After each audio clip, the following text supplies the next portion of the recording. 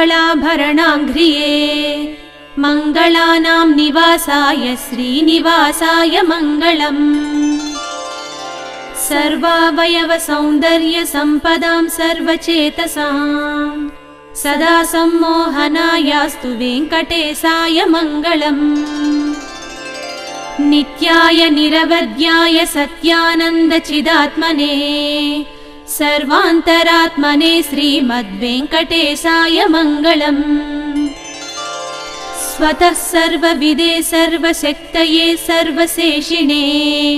सुलभाय सुशीलाय वेङ्कटेशाय मङ्गलम्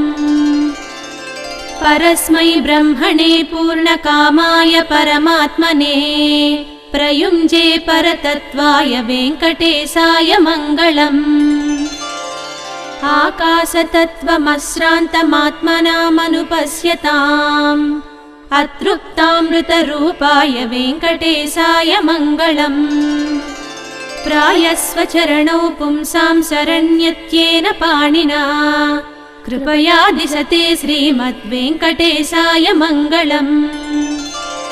दयामृततरङ्गिण्यास्तरङ्गैरतिशीतलैः अनङ्गैः सिञ्जिते विश्वं वेङ्कटेशाय मङ्गलम् स्रग्भूषाम्बरहेतीनां सुषमावहमूर्तये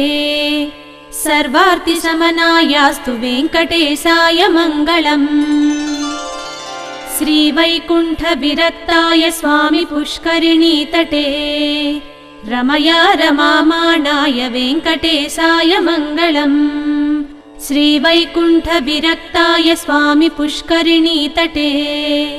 रमया रमामाणाय वेङ्कटेशाय मङ्गलम् श्रीमत्सुन्दरजामातृमुनिमानसवासिने सर्व